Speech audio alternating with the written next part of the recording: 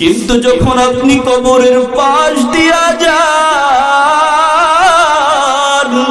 ও পয়গম্বরের সাহাবী, আল্লাহ তো আপনাদেরকে দুনিয়াতে জান্নাতের সার্টিফিকেট দিয়েছেন, তারপরেও কেন কবরের পাশ দিয়া যাওয়ার সময় এত কান্না করে?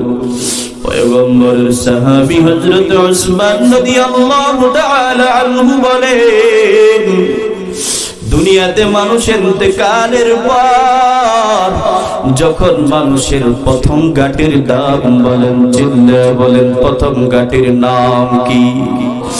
এই কবর। আল্লাহর হাবিব বলেন, আল কবরু রাউদাতুম মিন রিয়াজিল জান্নাতি আও হুফরাতুম মিন হুফারিন নার। ওই অন্ধকার কবরে যদি সামানা নিয়া না যাও, কবর প্রতিদিন মানুষকে ডেকে ডেকে বলে, আনা বাইতুল ওয়াহদা, আমি একাকিত্বের ঘর। আনা বাইতুল গুরবা, আমি পোকামাকড়ের ঘর। আনা বাইতুল যুলমা, আমি অন্ধকার ঘর। ওই কবর যে আসবা বান্দা, দুনিয়া থেকে তোমরা নেক আর আমল নিয়ে আসবা। এই জন্য বৃদ্ধ বাবাজিরা আমার, ও জোড়পুর এলাকার মুসলমান, ও যুবক ভাই, ও পর্দার অন্তরালের মা, যেই দিন এই জোড়পুর কাশিমপুরের ঘরে ঘরে আপনি যেদিন নববধূ হইয়া আপনাকে হাজারো হাজারো মহিলারা ইস্তেকবাল স্বাগত জানাইয়া যেই ঘরের মধ্যে ঢুকাইল, এই ঘর থেকে একদিন সাদা পাঁচখানা পাতলা কাপড় পরাইয়া আবার বিদায় দিবে। বলেন ঠিক কিনা?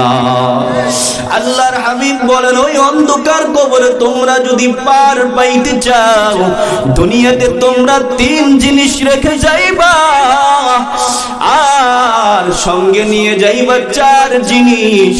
সঙ্গে যে নিবা, আপনি আমি যখন এখন দুনিয়া থেকে বিদায় নিয়ে চলে যাব, চলে যাওয়ার পর কাফন দিবে, দাফন দিবে, মাইকে আলোচনা হয়ে যাবে। ওই যে মসজিদের পরিত্যক্ত পালকি ঘরের দরওয়াজায় চলে আসবে, সবাই জানাজার নামাজে উপস্থিত হইয়া চার তাকবীর দিয়া আপনাকে যখন খাটিয়া করে অন্ধকার কবরের পাশে নিয়ে যাবে। ও বৃদ্ধ বাবাজিরা আমার, একটু কবরের কথা চিন্তা করেন। এখান থেকে আপনি একটু নিজেকে মরার আগেই একটু মরে দেখেন না, কি উপায় হবে আমার, কি উপায় হবে আমার কবরে। মাওলায় যদি মাফ না করেন আমারি, মাওলায় যদি ক্ষমা না করেন আমাদের। মিনহা খালাকনাকুম ওয়া ফিহা নুঈদুকুম ومنها نخرجكم تارة أخرى। আল্লাহ রাব্বুল আলামিন বলেন, এই মাটি থেকে আমি আল্লাহ তোমাকে তৈরি করেছি, মাটির মানুষ। মিনহা খালাকনাকুম ওয়া ফিহা নুঈদুকুম, আবার এই মাটির গর্ভে আমি আল্লাহ তোমাকে নিয়ে যাব।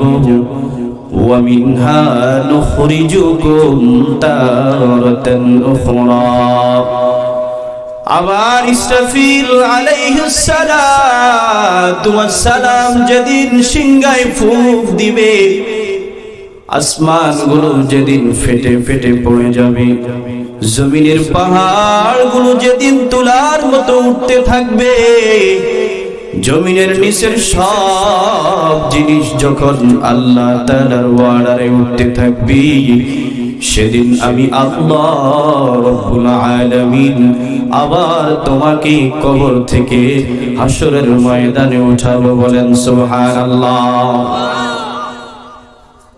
আল্লাহর হাবিব পয়গম্বর আরবি সাল্লাল্লাহু আলাইহি ওয়াসাল্লাম বলেন, ইযা উযিয়াল মাইয়িতু ফি কবরিহি জাআল কুরআন। মানুষ যখন দুনিয়া থেকে বিদায় নিয়ে চলে যায়, দুনিয়া থেকে বিদায় নেওয়ার পর ওই অন্ধকার কবরে কি কি যাবে আল্লাহর হাবিব এই হাদিসের মধ্যে জানিয়ে দিয়েছেন। আপনি আমি দুনিয়াতে থাকবো অথবা এখান থেকে বাড়ি পর্যন্ত যেতে পারবো এমন কোনো গ্যারান্টি আছে? গত বছরেও এই ময়দানের মধ্যে অনেকে মাহফিলের ময়দানে আসছি, আজকে অনেকেই অন্ধকার কবরে চলে গেছে। বলেন ঠিক কিনা? আগামী বছরও মাহফিল চলবে, ময়দান চলবে, সব কিছু চলবে। দুনিয়া থেকে বিদায় নিয়ে যাব, আমার জন্য কিছুই অপেক্ষা করবে না। বলেন ঠিক কিনা? ও আল্লাহর বান্দারা, অন্ধকার কবরে কি নিয়ে যাইবা? পয়গম্বর আরবি সাল্লাল্লাহু আলাইহি ওয়াসাল্লাম জানা দেয়, বান্দা কবরে যে যাইবা ওই কবর কিন্তু ভালো জায়গা না। চার বন্ধু নিয়ে তোমরা কবরে আসবা। আল্লাহর হাবিব পয়গম্বর আরবি সাল্লাল্লাহু আলাইহি ওয়াসাল্লামের সাহাবীগণ ওই কবরের চিন্তা ঘুম আসতো না, রাতের গভীরে অন্ধকার, সবাই যখন ঘুমাই পয়গম্বর আরবি দাঁড়াইয়া দাঁড়াইয়া নামাজ আদায় করেন। যেই পয়গম্বরের জীবনে কোনো গুনাহ নাই, আল্লাহ রাব্বুল আলামিন বলেন, পয়গম্বর আপনার পিছনের গুনাহ, সামনের গুনাহ, সব গুনাহ আমি আল্লাহ ক্ষমা করে দিলাম। সাহাবায়ে কেরাম ওই কবরের চিন্তা, রাতের বেলা ঘুমাইতো না, গভীর রাতের মধ্যে জাগ্রত হয়ে আল্লাহর কাছে ক্ষমা চাইতেন। দয়ার মালিক ওই কবরে কিভাবে থাকবো জানি না। আল্লাহর হাবিবের একজন পয়গম্বরের সাহাবীর একজন জলিল কদর সাহাবী, যিনি খোলাফায়ে রাশিদিনের একজন খলিফা ছিলেন, জিন্নুরাইন যাকে বলা হতো, মায়ার নবীজির দুইজন কন্যা যার কাছে বিবাহ দিয়েছেন হযরত উসমান রাদিয়াল্লাহু তাআলা আনহু। উসমান যখন কবরের পাশ দিয়া যাইতেন আর এমন ভাবে কান্না করতেন, কবরের দিকে তাকায়া তাকায়া, যেন তার কেহ যেন দুনিয়া থেকে বিদায় নিয়ে চলে গেছে, এমন ভাবে কান্না করতেন। কিতাবের মধ্যে আসছে এমন ভাবে কান্না করতেন, তার চোখ বেয়ে বেয়ে পানিগুলো পড়তো, তার গাল বেয়ে বেয়ে পানিগুলো পড়তো। সাহাবায়ে কেরাম জিজ্ঞেস করলেন, ওসমান, যখন জাহান্নামের আলোচনা করা হয়, যখন জান্নাতের আলোচনা করা হয়, আমরা কখনো আপনাকে এত কাঁদতে দেখি নাই, কিন্তু যখন আপনি কবরের পাশ দিয়া যান, ও পয়গম্বরের সাহাবী, আল্লাহ তো আপনাদেরকে দুনিয়াতে জান্নাতের সার্টিফিকেট দিয়েছেন, তারপরেও কেন কবরের পাশ দিয়া যাওয়ার সময় এত কান্না করেন? পয়গম্বরের সাহাবী হযরত উসমান রাদিয়াল্লাহু তাআলা আনহু বলেন, দুনিয়াতে মানুষের ইন্তেকালের পর যখন মানুষের প্রথম গাটির দাম বলেন, চিল্লা বলেন, প্রথম গাটির নাম কি? এই কবর। আল্লাহর হাবিব বলেন, আল কবরু রাউদাতুম মিন রিয়াজিল জান্নাতি আও হুফরাতু মিন হুফারিন নার।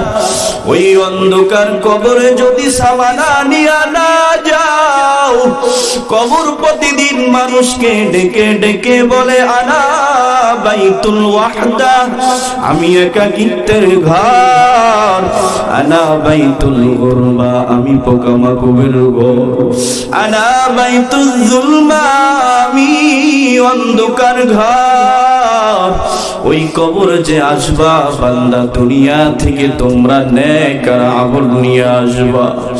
এই জন্য বৃদ্ধ বাবাজিরা আমার, ও জোরপুর এলাকার মুসলমান, ও যুবক ভাই, ও পর্দার অন্তরালের মা, যেই দিন এই জোরপুর কাশিমপুরের ঘরে ঘরে আপনি যেদিন নববধূ হইয়া আপনাকে হাজারো হাজারো মহিলারা ইস্তেকবাল স্বাগত জানাইয়া যেই ঘরের মধ্যে ঢুকাইলো, এই ঘর থেকে একদিন সাদা পাঁচখানা পাতলা কাপড় পরাইয়া আবার বিদায় দিবে। বলেন ঠিক কিনা?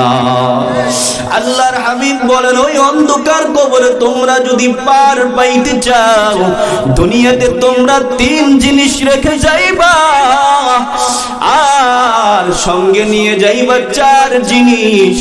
সঙ্গে যে নিবা, আপনি আমি যখন এখন দুনিয়া থেকে বিদায় নিয়ে চলে যাব, চলে যাওয়ার পর কাফন দিবে, দাফন দিবে, মাইকে আলোচনা হয়ে যাবে। ওই যে মসজিদের পরিত্যক্ত পালকি ঘরের দরওয়াজায় চলে আসবে, সবাই জানাজার নামাজে উপস্থিত হইয়া চার তাকবীর দিয়া আপনাকে যখন খাটিয়া করে অন্ধকার কবরের পাশে নিয়ে যাবে। ও বৃদ্ধ বাবাজিরা আমার, একটু কবরের কথা চিন্তা করেন। এখান থেকে আপনি একটু নিজেকে মরার আগে একটু মরে দেখেন না, কি উপায় হবে আমার, কি উপায় হবে আমার কবরে। মাওলাই যদি মাফ না করেন আমারি, মাওলাই যদি ক্ষমা না করেন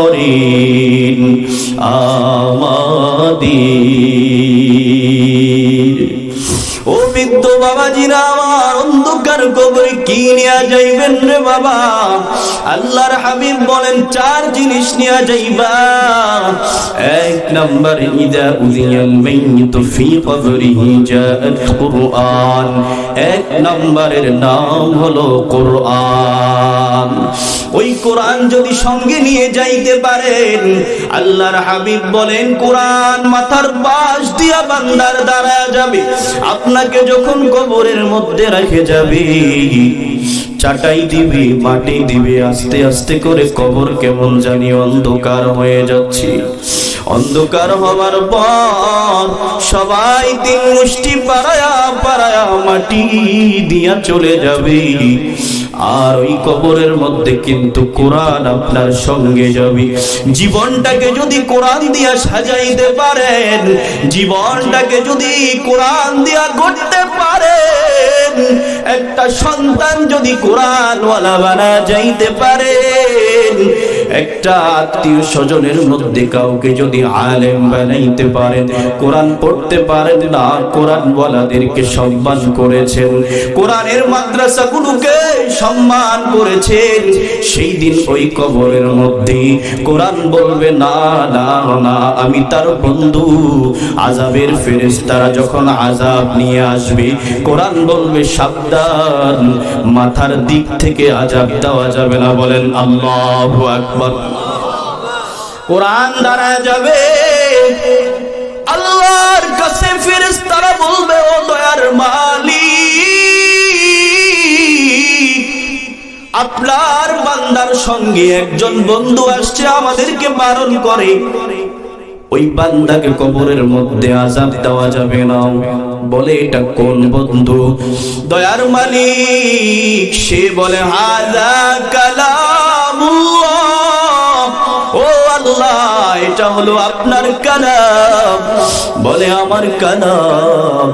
তাহলে চিন্তা করবো না, কালামকে জিজ্ঞেস করো কতক্ষণ পর্যন্ত অপেক্ষা করবে। কালাম বলে, ও আল্লাহ এই বান্দাকে আপনি জান্নাতে যাওয়ার জন্য আগ পর্যন্ত আমি আপনার এই গোলামকে পাহারা দিব। বলেন সুবহানাল্লাহ। তাহলে কোরআনের সাথে সম্পর্ক রাখলে লাভ না ক্ষতি? কথা বলে না, লাভ না ক্ষতি? এক নাম্বার হাযাল কোরআন, এই কোরআন বাবা কোথায় শিখায় বলে? মাদ্রাসাগুলোতে কোথায় শিখায়? কাশিমপুর মাদ্রাসাতে শিখায়, জোরপোল মাদ্রাসাতে শিখায়, মক্তবে সকালবেলা ইমাম সাহেব কোরআন পড়ায়। তারপরে এই যে শরীফ ভাইয়ের মহিলা মাদ্রাসা, এই মাদ্রাসাগুলো হলো কোরআনের মাদ্রাসা। আর এই কোরআন যে ব্যক্তি বুকে ধারণ করেছেন, দুনিয়াতেও সফল, আখিরাতেও সফল। ছোট্ট একটি ওয়াকিয়া বলছি। ইমাম গাজ্জালী রাহমাতুল্লাহি আলাইহির আমলে ইমাম গাজ্জালীকে স্বপ্নে দেখায়, ও ইমাম গাজ্জালী, এখনো তুমি ঘুমাও, অমুক এলাকার মধ্যে এমন একজন কোরআনওয়ালা ইন্তেকাল করেছেন, যাও যাও তার জানাজার মধ্যে হাজির হয়ে যাও। ইমাম গাজ্জালী এলাকা খুঁজে পায় না, ঘুম থেকে উঠে হঠাৎ করে দৌড়াইতেছে, ও এলাকার মুসলমান, কোন এলাকায় আল্লাহর একজন কোরআনওয়ালা পাগল ইন্তেকাল করেছেন, ওই এলাকার মানুষগুলো কিভাবে দাফন করতে হয়, কিভাবে কাফন করতে হয় জানতেন না। প্রত্যন্ত অঞ্চল, আল্লাহর গোলাম দিনের বেলা কাঠ কাটতেন, রাতের বেলা আল্লাহ তাআলার কালাম পড়তে জানতেন না, তারপরেও কালামকে মুহাব্বত করতেন। ইমাম গাজ্জালী রাহমাতুল্লাহি আলাইহি চলে গেলেন বান্দার এলাকায়। আল্লাহর গোলামকে বা ইমাম গাজ্জালী সুন্দর করে গোসল দিলেন, সুন্দর করে কাফন পরালেন, সুন্দর করে কবরে রাখলেন। কবরে রাখার আগে আগে কেমন জানি কবর থেকে ওই জান্নাতের সুঘ্রাণ পাওয়া যায়, ওই অন্ধকার কবর থেকে কেন জানি জান্নাতের নিয়ামত পাওয়া যায়। ইমাম গাজ্জালী তো আবার জীবনে কত মানুষের জানাজা পড়াইলাম, জীবনে কত মানুষকে কবরে দাফন করলাম, কিন্তু কবরে রাখার পর তারপর কখনো দেখি নাই কোন আল্লাহর বান্দার কবর থেকে জান্নাতি সুঘ্রাণ পাওয়া যায়। ইমাম গাজ্জালী সুন্দর মতো প্যাকেট করে, সুন্দর মতো কাফন দাফন করাইয়া কবরে শুয়াইয়া ওই আল্লাহর বান্দার সন্তানকে ডাকলেন, বাবা আয় আয়, আমি যখন তোমার বাবাকে কবরে রাখতে যাব, কেমন জানি কবর থেকে জান্নাতের ঘ্রাণ পাইতেছিলাম। কি এমন আমল করতো তোমার বাবা? আল্লাহর বান্দার ছেলে বলে, না না ওই মা, আমি তো জানি না, তোমার আমার ঘরের মধ্যে আমার বৃদ্ধ মা রয়েছে, আমার মাকে জিজ্ঞেস করেন, আমার মাকে জিজ্ঞেস করলে হয়তো আপনি জানতে পারবেন। ইমাম গাজ্জালী পর্দার আড়াল থেকে ডাইকা বলেন, ও আল্লাহর বান্দা, আপনার স্বামী কি এমন আমল করত? আমি যখন তাকে কবরে রাখতে গেলাম, কেমন জানি রাখার আগে আগে জান্নাতের মেহমান হিসাবে আল্লাহ কবুল করেছেন, নমুনা পাইলাম। মহিলা বলেন, আমি তো জানি না, আমার স্বামী দিনের বেলা কাঠ কাটতো, আর রাতের বেলা ঘুমানোর আগ মুহূর্তে একটা কিতাব আমাদের তাকের মধ্যে পড়ে আছে, কিতাবটার নাম কিন্তু আমি জানি না। এই কিতাবটা তিনি পড়তে জানতেন না, কিন্তু খুলে খুলে কেমন জানি চোখের পানি ফেলতেন, আর হাত দিয়া এই কিতাবের উপরে যখন হাত দিয়া লাইনে লাইনে তিনি হাত যখন দিতেন, চোখের পানি আর হাতের গোছায় কিতাবের অনেক হরফগুলো উঠে গিয়েছে। এই যে দেখেন, আল্লাহর বান্দা ইমাম গাজ্জালী দেখেন, ঠিক নমুনা পাওয়া গেল। আল্লাহ তাআলা ওই কোরআন কালামুল্লাহর খাতিরে একজন কাঠুরিয়ার কবরটাও আল্লাহ জান্নাতের বাগান বানিয়ে দিয়েছেন। বলেন আল্লাহু আকবার। এই কালামে জিন্দা কুরআনে হাকিম, হিকমতে উলায়া জালাস্তু কদিম, জামি ইলমে বিফিল কুরআনে হাকিম, তাকাসার আনহু আফহামুর রিজালিন। এটা হলো আল্লাহ তাআলার জিন্দা কালাম। আর অন্ধকার কবরে আপনি যাওয়ার সময়, ও যুবক ভাই, আজকে যারা কোরআনকে সম্মান করেছেন, কোরআনকে যারা ভালোবেসেছেন, কোরআনের ময়দানে যারা আসছেন, তাদের দাম আছে না নাই বলেন? আল্লাহ তাআলা আপনাদের এই প্যান্ডেলটাকে ফেরেশতাদের রহমতের ফেরেশতা দিয়া সাকিনা বর্ষণ করে রেখেছেন। এই প্যান্ডেলের মধ্যে বসা মাত্রই আল্লাহ তাআলা গুনাহগুলো maaf, বলেন সুবহানাল্লাহ। এটা কার সম্মান বলে? এই সুলপুর বাজারের মধ্যে কোটি কোটি টাকার বিল্ডিং আছে রে, কিন্তু জোরপুল বাজারের মধ্যে দারুল হিকমা মাদ্রাসার বিল্ডিংটার যত দাম, ওই কোটি টাকার বিল্ডিং এর কিন্তু এত দাম নাই, বলেন ঠিক কিনা? একমাত্র কারণ কোরআন যেটার সাথে লেগেছে ওটারই দাম বেড়ে গিয়েছে। কোরআন কোন মাসে নাজিল হয়েছে? কোরআন রমজানে নাজিল হয়েছে, রমজান মাসের দাম আল্লাহ তাআলা বাড়িয়ে দিয়েছেন। ইন্না আনসালনাহু ফি লাইলাতিল কদর ওয়া মা আদরাকা মা লাইলাতুল কদর লাইলাতুল কদরি খায়রুম মিন আলফি শাহর, বলেন আল্লাহু আকবার।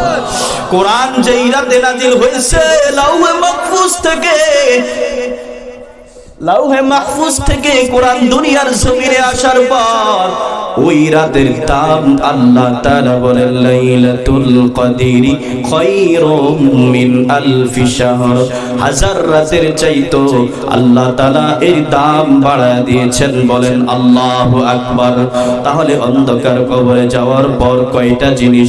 1 নাম্বার কোরআন, 2 নাম্বার নামাজ, 3 নাম্বার রোজা, 4 নাম্বার যাবতীয় নেক আমল। এই 4 আমল সঙ্গে নিয়ে যাব। দুনিয়াতে 3 আমল রেখে যাব, নেক সন্তান রেখে যাব, এমন ইলম রেখে যাব যার দ্বারা মানুষ উপকৃত হয়। সদকায়ে জারিয়া হিসাবে 3 আমল রেখে যাব, 4 আমল সঙ্গে নিয়ে যাব। তাহলে আপনি আমি দুনিয়াতেও সফল হব, আখিরাতেও সফল ইনশাআল্লাহ। পারবো তো? মাদ্রাসাগুলিকে মহব্বত করবেন, কোরআনের